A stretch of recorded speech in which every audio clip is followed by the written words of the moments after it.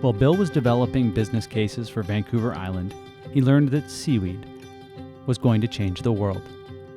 By simply cultivating seaweed in the ocean, we can help solve some of the biggest challenges humanity is facing today: climate change, economic instability, and food security. Seaweed farming helps feed our growing populations, helps revitalize coastal communities, and reverses human impact on the oceans. It's an opportunity to demonstrate that industry can be profitable while also being good to people and the planet. Stan Sam's family, for more than just Stan's generation, his parents, they lived off of harvesting. They knew the marine territory, they knew the islands, they knew what they needed to do to harvest. Their family would be harvesting and then drying all their seaweed, and they knew how to keep care of their seaweed so that they got the best market value for their product. So when people say, oh, that's not traditional activity, it was very traditional for a big family like theirs to be able to earn their own. They knew what the markets needed, they knew what florists needed, they knew what agriculture needed. They were very hardworking people and very learned in what they adapted to with social change. Cascadia Seaweed, in partnership with BC's coastal First Nations, are going to take seaweed to the world. It's really important, however, that we both align our dreams and our goals so that we can work in lockstep. That drives innovation, and that's why we're very proud to be partnering with coastal First Nations, with communities, to create this new and innovative form of aquaculture. If we had a dream, it will be that this industry will thrive well into the future, but it's an industry that we believe ultimately should be given back and controlled and manifest and delivered to the world by coastal peoples. For us, it's about people. It's about working hand in hand with coastal First Nations, with communities, to create this new and innovative form of aquaculture. In doing so, we will be able to rejuvenate the ocean, regenerate the inhabitants of the ocean, and thereby secure a long future in harmony with the planet. Our coastal First Nations in British Columbia are leaders at this. We need to listen to their wisdom, and we need to embrace their thoughts around the future, and that we can do together. Mavis Underwood, I'm a member of Seaweed First Nation. I was on council when we first started to talk about the project. I've also been involved with Cascadia a little bit now, speaking a lot to Bill and to Mike about possibilities for the future.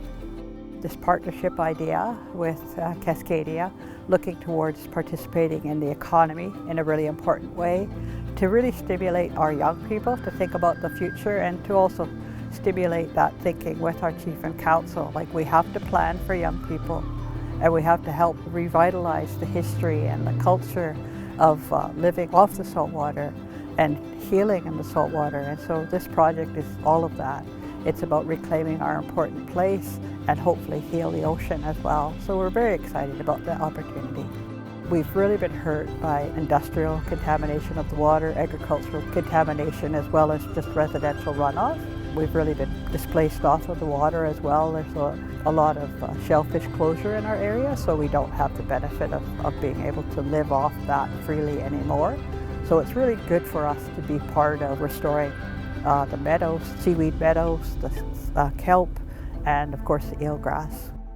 How can we play a part, an important role in understanding what we need to do to be really part of reclaiming, healing, and it's fulfilling our responsibilities, taking care of the gifts of the ocean and the environment. My name is Wamish Ken Watts. I'm the elected chief councillor here at the Seaweed First Nation. In New Toronto they call it Sahishuk Sawak, but there's other dialects how they pronounce it.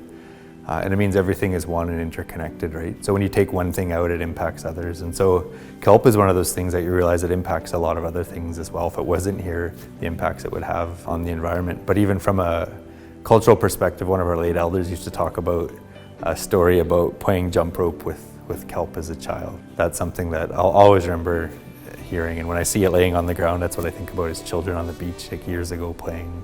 All species are important, everything in our territory is important, but I think that in particular, we know that if it wasn't here, we'd be having some pretty serious problems, right? It's all interconnected. I think it's really important when a company comes out and reaches out to you before things happen, and I think that's what I've appreciated. Cascadia has had conversations with us from the beginning, before the referrals, hit our desk, and for that, I encourage nations to continue to have conversations with people who come with a good spirit and intent in what it is they're trying to do.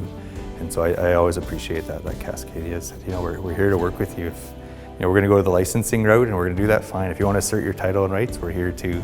For many of our people working in an office or working in other industries are difficult, and I think that's because our people really enjoy being on the water.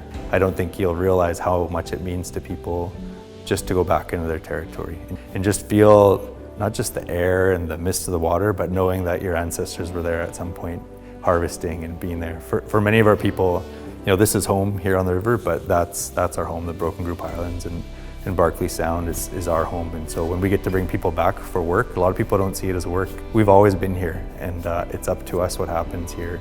I hope everybody knows how special it is for our nations to come together with a company. When nations come together economically, there's a lot of power there, and it's not just from a title and rights perspective, but it's like from a good energy perspective. Like it's showing that what we're doing is important to not just us, but other nations and companies. And so when the three come together, it's pretty special. So I hope it's just the beginning, and so we're looking forward to the days ahead.